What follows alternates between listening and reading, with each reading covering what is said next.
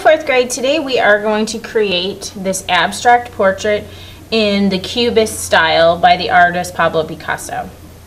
And what Pablo Picasso liked to do was combine two views of something all in one picture. So for instance, in this portrait he combines the profile view, the side view, with the front view all in one portrait.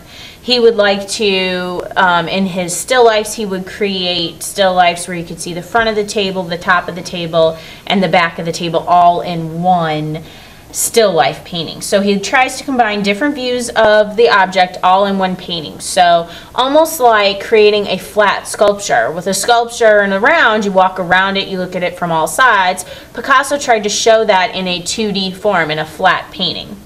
And so in the video we talked about, we looked at his work and we looked at different combinations on how he creates his portraits. Sometimes he starts with an oval and then just kind of draws that profile line down the middle. Or he might draw the profile line over here but then put both eyes forward and the mouth all on one side of the face where the ear should go.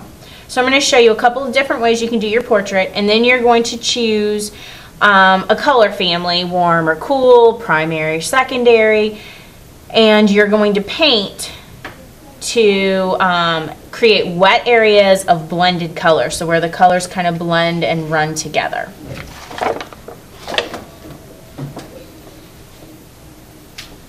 So our learning objective today is to exaggerate, distort, or simplify features to create an abstract portrait. And the features are your facial features, your eyes, your nose, your mouth, and we're going to do that in the Cubist style, showing more than one view of the portrait at the same time. So in my example, my finished example here, Picasso starts, or you could start with an oval. And then, I didn't draw that dark enough, I'm sorry, let me start over. I always like to draw light until I get it right, but since you can't see it on the screen, I'm going to draw a little bit darker. Not the best oval I've ever done in my life. And now down the middle, you're going to draw a profile line. So our forehead is a little bit curved, it comes in a little bit at the top of the nose, the bridge of the nose comes out as like a diagonal, not too far out, not straight out, and not straight down, and then curve straight back. Sometimes people like to curve this down and it looks more like a bump instead of a nose. And then you're going to come down, 2 bumps for the lips and the chin. And then this one side will be your profile side, the other will be the front view. So a profile eye is like a sideways V with a curved line and maybe an eyebrow. You need the side of the mouth and maybe an ear. And then I probably would erase this part of the oval. On this side would be frontal view, so you would draw the eye looking straight on, the eyebrow, the mouth. You could draw the mouth exactly the same, only closed, or you could do it more open, like they're smiling.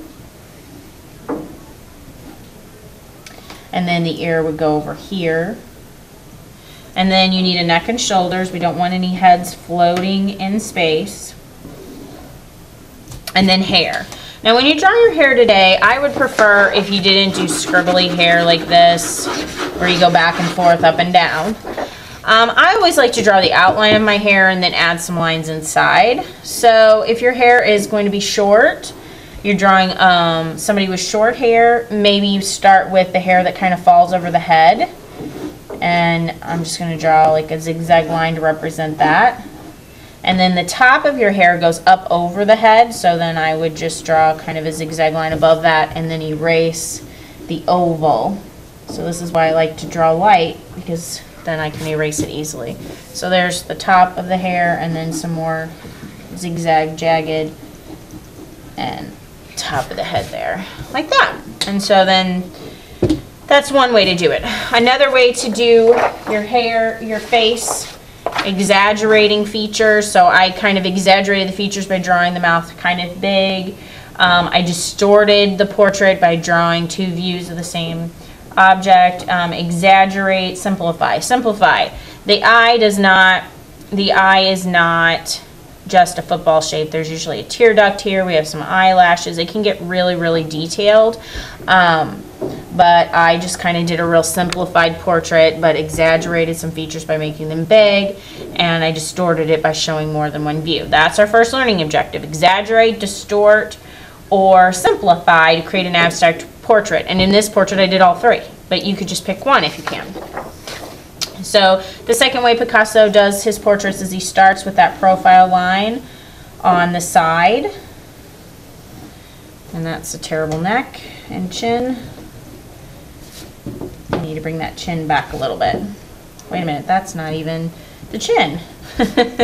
These are the lips, and then I need the chin, and then we want the person to have a nice chin, so we're going to bring that back a little bit and add a neck. So what I've drawn here is this line down the middle, only drawn it kind of over to one side. And then I'm going to draw the mouth, and this is pretty exaggerated because I've drawn it so big. When you think exaggerate in art, think big. Like if you've ever heard people say, I caught a fish this big, and it's always much bigger than what they actually caught in real life. That's an exaggeration. So exaggerating is bigger. And my nose is kind of a little short, cute nose. Maybe I'll draw the curve of the nose here. And then some eyes. So I've really only shown one side of the face. And you know Picasso likes to show both sides. So I'm going to draw two eyes forward. And again, draw some simplified eyes just with some football shapes, some circles, and pupil. And then I could draw another one right here, or I could even go a little bit sillier, crazier, more abstract. Remember, abstract art does not look real. And then add my eyebrows. Maybe add one here. And then I need an ear. And now I could probably use some hair. So on my first one, I did some short hair below the top of the head and above the top of the head. I'm going to do some longer hair, and I think maybe I'll do more of straight hair. So I'm going to maybe, let's see, I'll draw some bangs, and then I'll draw the top of the hair coming back on the back of the head, side of the hair goes tucked behind the ears, and then I'm going to erase the line inside, and then I'm going to add some lines for the hair itself. It almost looks like a ball cap the way I drew that. Drew the front, the bangs. Maybe I should erase this line here so it doesn't look quite like a ball cap. A small hat on her head. There we go. Alright. And that's alright. I mean, it's pretty good. I could add a few more details to the ears if I wanted. Draw the part of the ear. Maybe add an earring if I want. Okay? So after you get your portrait drawn, I want you to take a black oil pastel, and I want you to press hard and make a heavy black line on top of your pencil line. So I want you to cover them up. You're going to need to go slow. Whenever I'm tracing things with permanent marker, I don't always trace it perfectly, but I always have that option of going back and erasing the pencil lines once the permanent marker is dry. But with oil pastel, I can't go back and erase because I'll smear the oil pastel. So I'm going to try to stay right on those pencil lines and cover them up. If I don't trace over the pencil lines exactly, then I'm going to probably just have to leave those pencil lines showing, because trying to erase might actually ruin my drawing. So here we go. Press hard. If you press lightly with the oil pastel, it just looks like crayon. So press hard so it looks like oil pastel.